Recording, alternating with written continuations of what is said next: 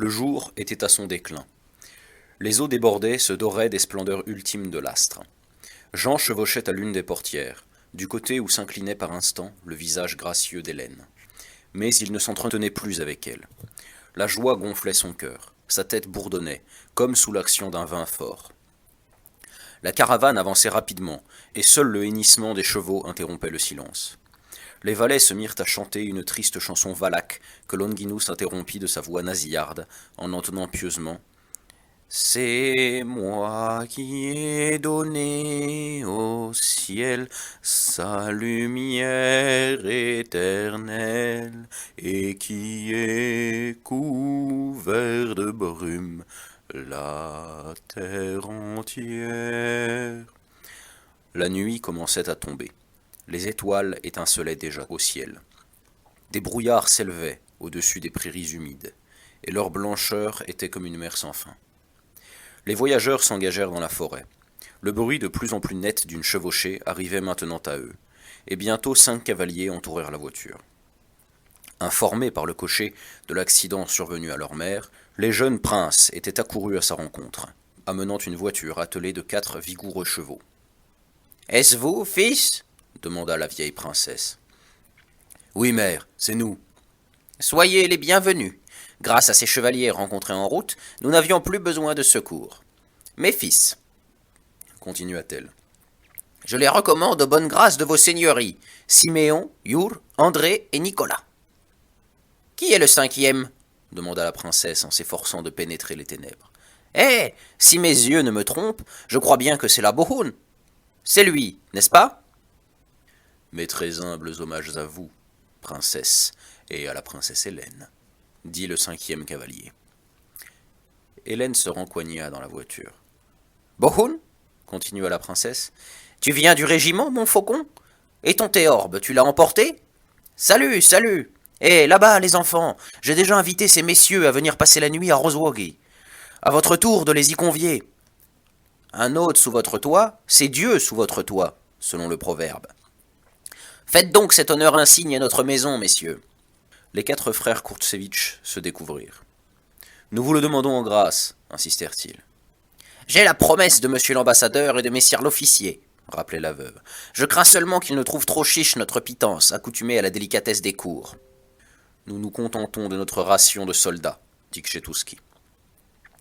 Et Rovan Ursu ajouta. « Je me suis assis à la table des nobles en ce pays, et sais qu'elle ne le cède en rien à celle des cours. » La caravane s'était remise en mouvement. La vieille dame n'en poursuivait pas moins. « Les bons temps ne sont plus. Il y a bien encore, en Lituanie, des Kurtsevitch, avec milices à leur sol, des grands trains de vie, mais ils renient leurs parents moins riches, ce dont Dieu ne manquera pas de les punir. Chez nous, messieurs, vous trouverez la misère cosaque.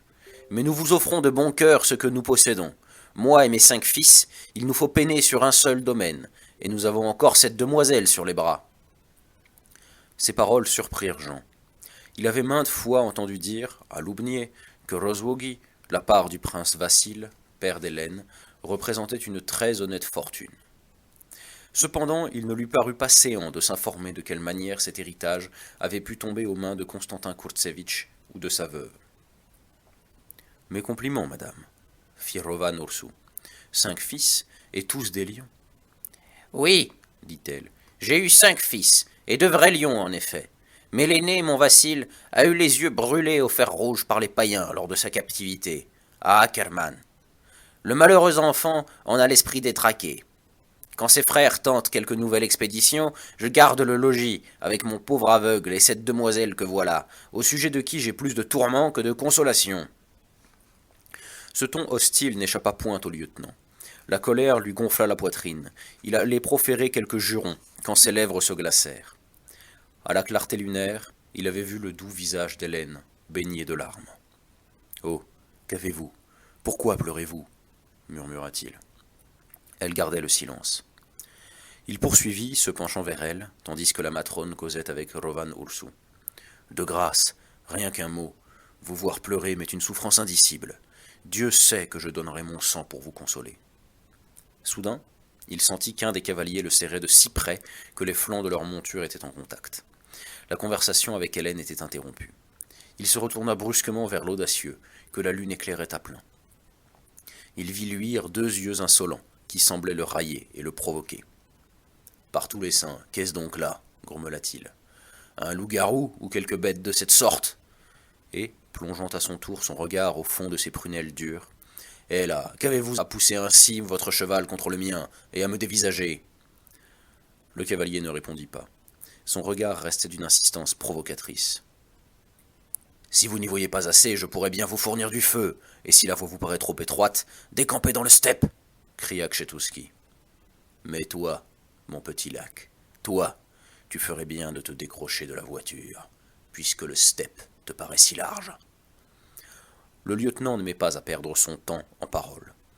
D'un formidable coup de pied dans les flancs, il rejeta le cheval adversaire sur l'autre bord du chemin. Son cavalier, cependant, arrêta sur place la bête titubante. Sans doute allait-il se précipiter sur l'officier, lorsque de la voiture se fit entendre la voix impérieuse de la vieille princesse. « Bohun, qu'as-tu donc » Ces paroles eurent un effet immédiat. Bohun fit volter son cheval et le lança de l'autre côté de la voiture pour s'incliner à la portière où se tenait la matrone. « Qu'as-tu donc » répétait-elle. « Tu n'es ici ni à Pereyaslav, ni en Crimée, mais chez moi, à Rozwogi. Ne l'oublie pas. Et maintenant, pique des deux et prends la tête du cortège. Voici que nous approchons du ravin, et il y fait noir comme dans un puits. » Kshetoski avait repris son sang-froid et réfléchissait. Le cosaque cherchait évidemment une querelle. Pourquoi ? Il lui vint à l'esprit que la princesse Hélène devait être en jeu. Cette supposition se trouva confirmée lorsqu'il discerna dans l'ombre le visage de la jeune fille, spectrale. Bohun, docile à l'ordre, s'éloignait au galop. Le suivant du regard, la vieille princesse disait, comme se parlant à elle-même, « Une tête folle, un diable cosaque. » « On voit bien qu'il n'a pas la tête d'aplomb, » reprit l'officier. « Est-ce un cosaque attaché au service de messieurs vos fils ?» Elle eut un haut le cœur. « Que dites-vous là, seigneur ?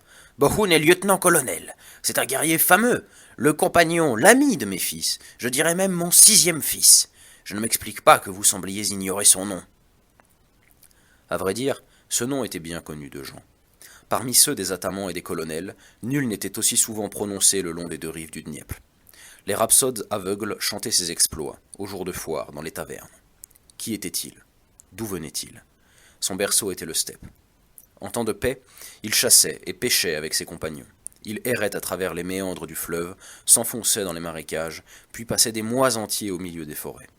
Ses classes avaient été des chevauchées à travers les champs sauvages, des rapts de troupeaux tatars, des expéditions poussées jusqu'à Ackermann, des courses en mer sur les barques cosaques.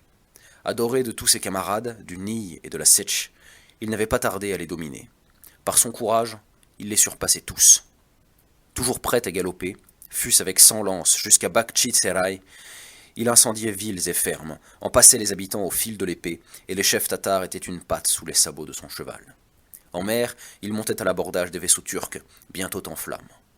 D'autres, moins heureux, moins audacieux peut-être, ornaient les pales sur les places de Stamboul, pourrissaient au fond des cachots du Padisha ou ramaient sur ses galères. Lui, de ses folles équipées, sortait sauf.